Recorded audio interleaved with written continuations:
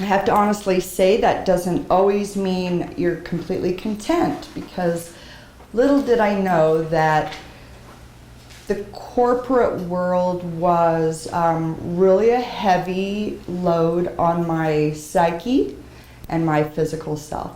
And I was not realizing I had been doing 7 days a week for months on end. And I had exasperated my whole physical self, health, emotional, spiritual, all of it. So in lieu of that, I had started breaking down internally and not really in the moment recognizing it. And what was so unreal about that is I am extremely intuitive. Not only with others, to a point where I have often taken in people's burdens and things to relieve them, because my objective is always to see people happy. I'm not a strong competitor because I'm a cooperator. I would rather everybody be a winner, therefore everybody leaves on the same balance of happiness. I'm not a person that accepts unfairness in this world, and when I see some extremely happy at the cost of others that aren't, it hurts my spirit. So in lieu of that, I have internalized things that have caused illness within myself. I have to recognize my own boundary of what I'm capable of taking in for others. But to make a really super long story short, in this corporate world, I found one day that I had physically recognized something wasn't right with me. So I'd gone into the corporate leaders and I had simply suggested that they get me some help, that something wasn't right with me. I was told sink or swim, and that is kind of a corporate approach. They don't have time for the drama, the details of you as an individual. They're just looking for the light that they see as the end of their tunnel. So nevertheless, I had put in a 2-week notice, realizing that it was either making them successful while I kill myself, or I focus on getting me better. And ironically, the moment I had done that, I got a pain. And this pain was just excruciating. I thought I was having a heart attack. So I was rushed to the hospital, and they decided to do a CT scan to make sure, because the EKG came back, I was not having a heart attack. So they did a CT scan, and then the doctor came in, and he looked like he had seen a ghost.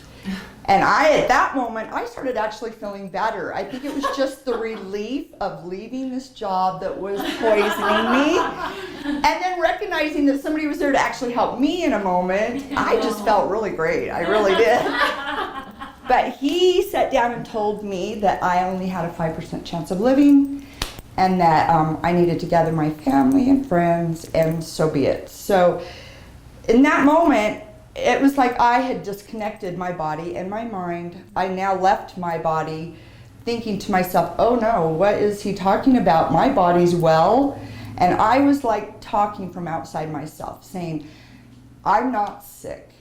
And yes, I may have something wrong with me, but I am far from dying. Good. I have way too much here left to do. Well, next thing I know, they're rushing me into surgery. They removed my gallbladder, my spleen, my left kidney, my left adrenal, the tail of my pancreas, some of my lymphatics, some of my stomach. Wow. And in the midst of that, of course, they made me sign a living will, trust and deed to the property. Of course, they gathered my family to say my goodbyes.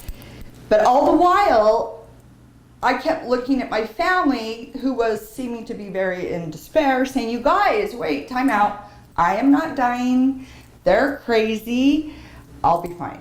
And my family kept saying to me, how can you be like this? How can you, because I said it with a smile, I'm happy, I'm joking, that's who I am.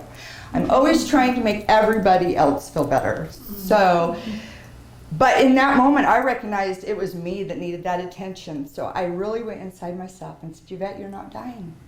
There is something that needs attention, but you're not dying.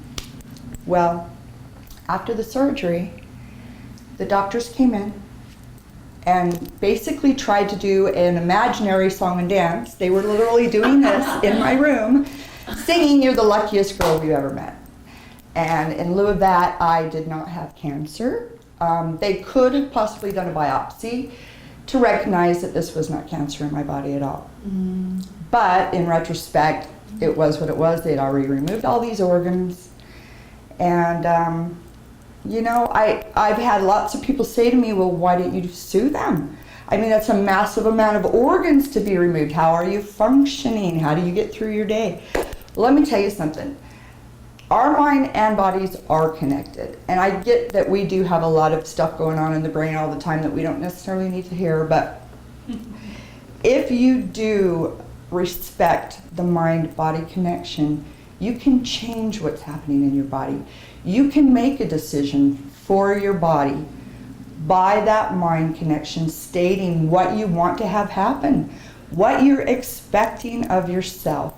And the most important thing is happiness. And that's really the subject matter here today. That everything they took away from me truly was just stuff that makes you work better, but it does not make you happy overall. Happiness is really who you are spiritually. And I want you to recognize a few things. There is some genetic scientists that say that we are born with a set point of happiness, and that is 50% of who we are at birth. 10% of that happiness is what they consider to come from our status in life. The other 40% is ours to make. We can decide, do we want that full 40% of that happiness, or what is it that we're looking for? My objective is gross national happiness. I really think that life, our burdens, our world, war, media, journalism, it really is a negative connotation. And we have to look past that, because even in all the aspects of everything I just mentioned, there is a happy note to all of it. There's survivors. There's people that share their stories that make you stronger. And I'm sorry, I have to get some water. I was just going to give it to you. I do that when I talk. I dry up. I don't know why. So I've made notes because I really didn't have a lot of time to prepare for this. And I'm going to kind of briefly just read through some things that I think are extremely important for us all, okay? So again, it's the pursuit of happiness, and it's from a broad perspective. What makes me happy doesn't necessarily make each other happy, correct? We find our own. So 3 words I think that really relate with happiness is compassion, and then obviously patience and love. Those 3 things really are the major stems each day that bring you to be happy at the end of your day. So we start out each day by being grateful for the people that make us happy. I literally find myself drawn to my friends and my family members that I laugh the most with, rather than the ones that create drama and or are usually sad and on a bummer. Of course, I love them. And if I'm in their presence, I would love to support and help them. But I truly do go around their block to find the happier girl at the end of the street. And it's just, I think we all love that uplifting, spirited person, the one that just makes you smile, makes you laugh. I love a good belly laugh. I love it so you're laughing so hard, tears are running down your legs. I love it when you laugh so hard that you're screaming to get me a doctor, I can't breathe, you know? I mean, that's what we need every day. There's so much dopamine in our brain that is released when we laugh and when we smile and when we're happy. It is the greatest drug, and it's in our brain. We don't even have to put it in our mouth. It's right there waiting for us.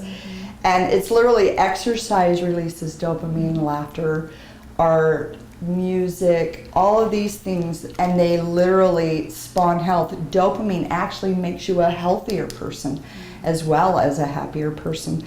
And they have actually done studies to prove as we're aging, we're losing dopamine. That is what is released in our neurotransmitters of the brain between synapses.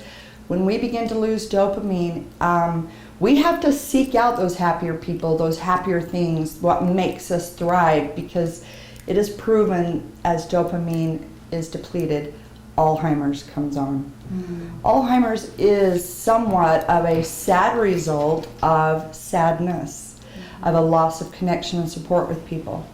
And not everybody that has it per se is a sad or lost soul. But the evidence is there that by being happy, you are definitely going to be healthier a lot longer in life.